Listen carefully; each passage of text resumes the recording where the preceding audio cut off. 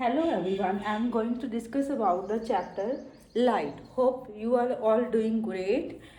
आज हम जो चैप्टर स्टार्ट करेंगे वो है light. First of all, light क्या है? लाइट क्या होती है? It is a form of energy. It is form of energy which enable us to see the distinguished object.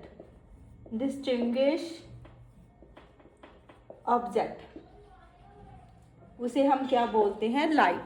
Light क्या होती है? हमारे पास एक फॉर्म ऑफ एनर्जी होती है जो हमें डिफरेंट ऑब्जेक्ट देखने में हेल्प करती है. हम इस चैप्टर में क्या डिस्कस करेंगे जो हमारे एग्ज़ाम पॉइंट ऑफ व्यू के लिए इम्पोर्टेंट है, वो है हमारे पास लाइट पर दो फिनोमेने बेस्ड होते हैं. First is reflection, second is refraction. First is reflection, second is refraction. First of all, reflection क्या होता है? हम देखते हैं कोई भी रे ऑफ लाइट जब एक सरफेस पर पड़ती है तो वो रिफ्लेक्ट होती है. तो रिफ्लेक्शन को कैसे डिफाइन करते हैं? The bouncing back of light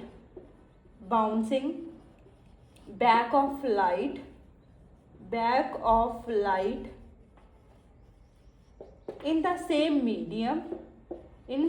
medium after striking on a surface. जब हमारे पास कोई सरफेस पर, वो सरफेस कैसी है? मिरर क्या होता है? फर्स्ट ऑफ ऑल, मिरर क्या होता है? जब हम ग्लास को, कोई भी एक ट्रांसपेरेंट सरफेस है, उसे हम उसकी एक साइड पॉलिश कर देते हैं विद द कैरामिक मटेरियल, तो वो क्या बन जाता है? हमारे पास मिरर बन जाता है. Mirror is the glass polished by ceramic material, तो वो क्या बन जाता है? हमारे पास मिरर बन जाता है. मिरर क्या है? एक रिफ्लेक्टिंग सरफेस है. मिरर क्या है? हमारे पास एक रिफ्लेक्टिंग सरफेस है. ये हमारे पास मिरर है.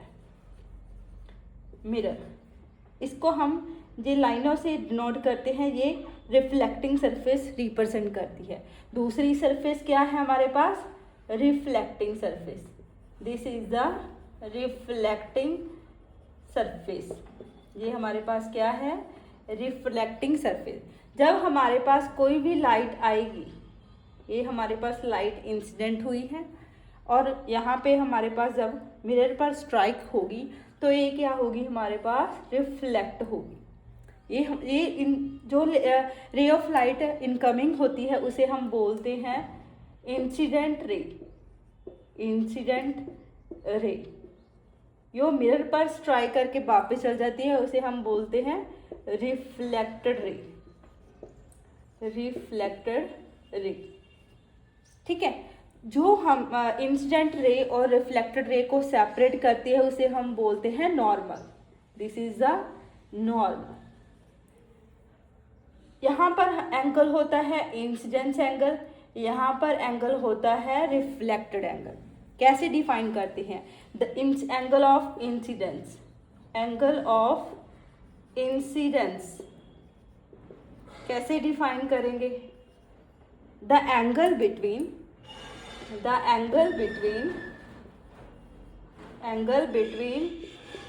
Incident ray and normal.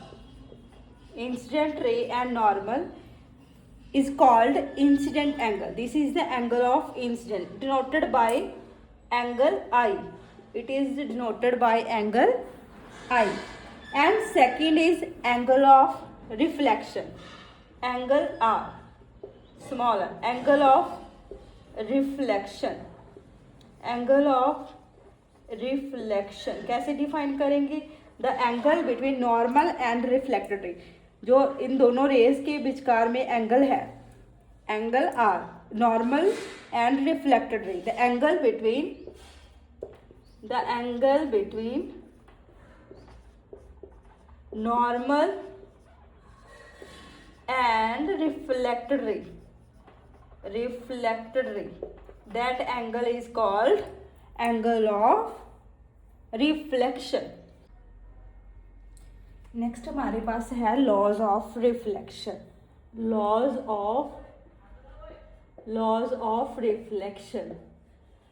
Of reflection हमारे पास 2 है. कैसे डिफाइन करेंगे देखो. फर्स्ट लॉ क्या कहता है हमारे पास, जैसे हमारे पास यहाँ पर है mirror, this is the mirror.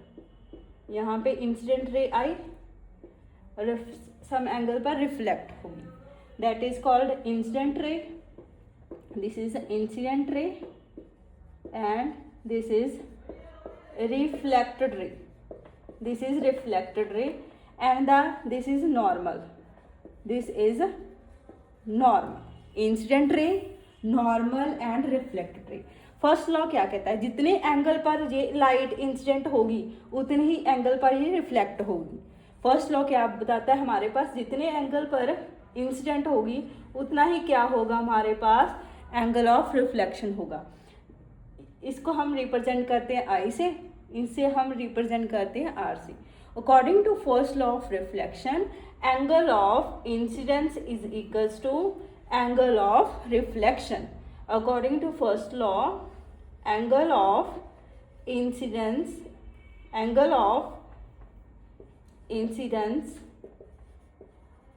Is equals to angle of reflection. जितना एंगल ऑफ इंसिडेंस होगा उतना ही एंगल ऑफ रिफ्लेक्शन होगा. अगर incidence angle is 30 degree then angle of reflection is also 30 degree. If angle of incidence is 90 degree then angle of reflection is also 90 degree. Second law of reflection. Second law हमें क्या बताता है, angle of incidence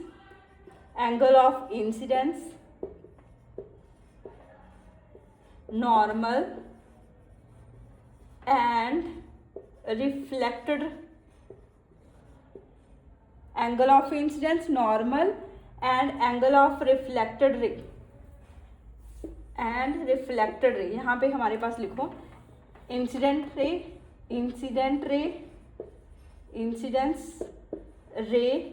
normal and reflected ray lies in same plane. Second law हमें क्या बताता है, incident भी कह सकते हैं, incident ray normal and reflected ray also lies in the same plane. ये इको प्लेन में लाई करती है, जैसे इंसिडेंट हुई, नॉर्मल एंड रिफ्लेक्टेड रे तीनों एक प्लेन में लाई करते हैं. Second law of reflection is defined as incident ray normal and reflected ray lies in the same plane. उसके बाद कुछ टर्म्स रिलेटेड टू मिरर होती है. जैसे सबसे पहले मिरर कहाँ से डिफाइन होता है, जैसे हमारे पास ये स्फेरिकल कोई बॉडी है, स्फेरिकल मिरर बोलते हैं. इसे हम अगर आउटर साइड से पॉलिश कर दें, यहाँ पर हमारे पास है मिरर, अगर हम आउटर साइड से पॉलिश कर दें तो इसकी ये हमारे पास इसका सेंटर है, तो इसकी reflecting surface toward the centre होगी. ठीक है, इसको क्या डिफाइन करके, जैसे इसकी outer surface will become polished and reflected surface toward the centre, उसे हम क्या बोलते हैं, कनकेव मिरर को कैसे डिफाइन करते हैं, whose reflecting surface is toward the centre. And अगर हम इसको ऐसे पॉलिश कर दें तो ऐसी सरफेस बन जाएगी, तो दूसरी ये वाली सरफेस हमारे पास क्या होगी, रिफ्लेक्टिंग सरफेस होगी. जिसकी reflecting surface away from the centre है उसे हम क्या बोलते हैं, कन्वेक्स मिरर. तो ये किसका पार्ट है, ये स्फेरिकल मिरर का ही पार्ट है, कनकेव और कन्वेक्स मिरर. कैसे डिफाइन करेंगे इसके वेरियस टर्म, सबसे पहले आती है हमारे पास centre of curvature.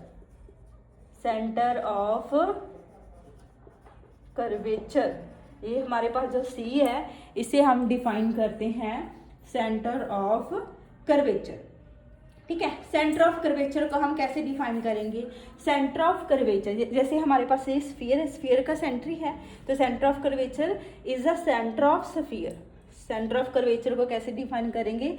Centre of curvature is the centre of curvature is centre of sphere, the centre of spherical mirror whose convex mirror and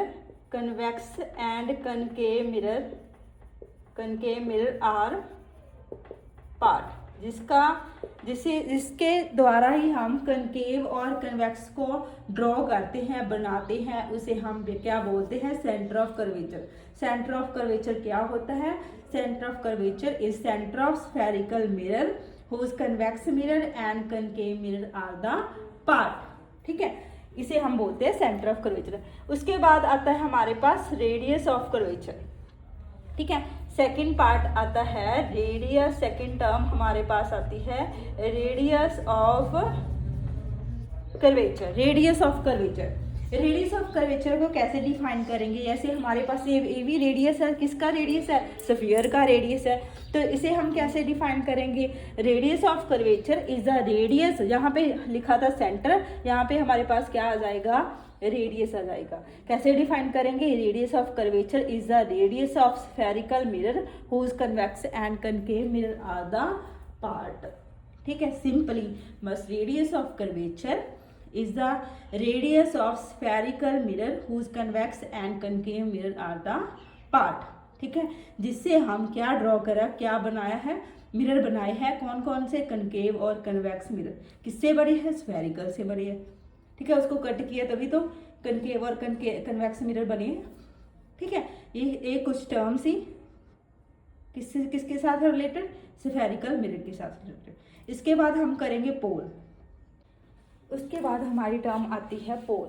जैसे यहाँ पे हमारे पास है मिरर, मिरर का जो रिफ्लेक्टिंग सरफेस का मिड पॉइंट है, mid point of reflecting surface, it is denoted by P। Mid point of reflecting surface is called pole. It is denoted by P। उसके बाद नेक्स्ट हमारे पास आता है, यहाँ पे हमारे पास था centre of curvature, the line joining the centre of curvature and pole. Next है थर्ड पॉइंट ये था पोल, और फोर्थ पॉइंट है हमारे पास principal axis.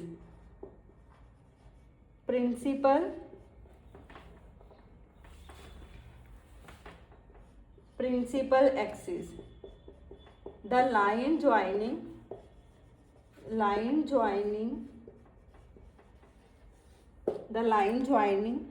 center of curvature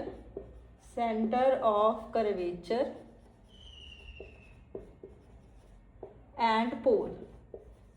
यहाँ पे ये लाइन है ना, सेंटर ऑफ कर्वेचर और पोल में पास करती है या ज्वाइन करती है, उसे हम क्या बोलते हैं? Principal axis. इसको ऐसे भी डिफाइन कर सकते हैं, the line passing through centre of curvature and pole, that is called principal axis. ऐसे भी डिफाइन करते हैं, the line joining centre of curvature and pole, that is also called principal axis. It is called principal axis. उसके बाद next very important term principal focus. It is denoted by capital F। इसे हम किसके साथ denote करते हैं? Capital F। ठीक है, जैसे हमारे पास है मिरर ये हमारे पास है कॉनकेव मिरर। अगर पैरेलल रे आ रही है हमारे पास, the ray is coming parallel to the principal axis. ठीक है, हमारे पास रेज आ रही हैं parallel to principal axis. After reflection, यहाँ पे रिफ्लेक्ट होगी, ये हमारे पास क्या करेगी? मीट करेगी एट पॉइंट F। ठीक है, the rays coming parallel to principal axis in case of concave mirror after reflection meets at a point that is called principal focus. उसे हम क्या बोलते हैं, प्रिंसिपल फोकस बोलते हैं। ठीक है, the rays coming parallel to the principal axis after reflection it meets at a point that is called principal focus. अगर हमारे पास कन्वेक्स मिरर हो, यहाँ पे हमारे पास है कन्वेक्स मिरर, जो कनकेव मिरर है उसका नेचर होता है कन्वर्जिंग। कनकेव क्या करता है, रेज को कन्वर्ज करता है, जैसे रेज को एक पॉइंट पर कलेक्ट करता है, मीट कराता है, उसे हम बोलते हैं कन्वर्जिंग। और जो कन्वेक्स मिरर होता है वो है डिवर्जिंग मिरर। डिवर्जिंग मिरर वो क्या करता है, रेज को खिलारता है। ठीक है, concave mirror is called converging and convex mirror is called diverging. यहाँ पर same principal axis, pole, centre of curvature. अगर इस केस में rays reflect parallel to principal axis आ रही हैं, the rays coming parallel to principal axis after reflection, ये diverge करेगा तो एक रेज इधर गई, ये वाली रे आफ्टर रिफ्लेक्शन, ये वाली रे गई इधर। ठीक है, अगर हम इनको मीट कराई, अगर हम इनको मीट कराई, यहाँ पर मीट करेगी, इसका यहाँ पर फोकस मीट होएगा, बनेगा, है ना। यहाँ पे तो एक्चुअल मीट कर रही थी इनके, because concave mirror is the converging mirror. उस केस में तो एक्चुअली वो एक पॉइंट पर मीट करेंगे। लेकिन अगर कन्वेक्स मिरर है तो कन्वेक्स मिरर क्या करता है, रेज को डिवर्ज करता है, तो उसे हम एक पॉइंट पर मीट कराएंगे, तो उस पॉइंट को क्या बोलते हैं, हम प्रिंसिपल फोकस बोलते हैं। ठीक है, तो इसको कैसे डिफाइन करेंगे, यहाँ पे दोनों की डेफिनेशन अलग है। अगर इन कॉमन मैनर में लिखें तो कि में कैसे लिखेंगे, the rays coming parallel to principal axis, parallel to principal axis after reflection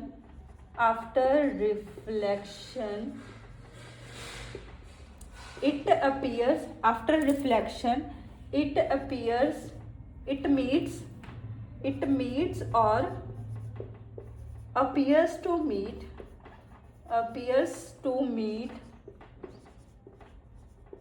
at a point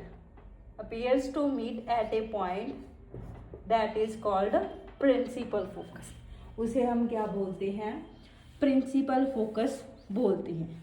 जैसे इस केस में तो एक्चुअली वो मीट करेंगी, इस केस में हम अपीयर्स कराते हैं। यहाँ पर जब हम डॉटेड लाइन से रिप्रेजेंट करेंगे, वहाँ पर हमने मीट कराया है, तो इसका प्रिंसिपल फोकस क्या होगा, वर्चुअल होगा। इसका प्रिंसिपल क्या होगा, रियल होगा, because it actually meet, it appears to meet. तो अगर कंबाइंड डेफिनेशन लिखनी है प्रिंसिपल फोकस की तो ऐसे लिखेंगे।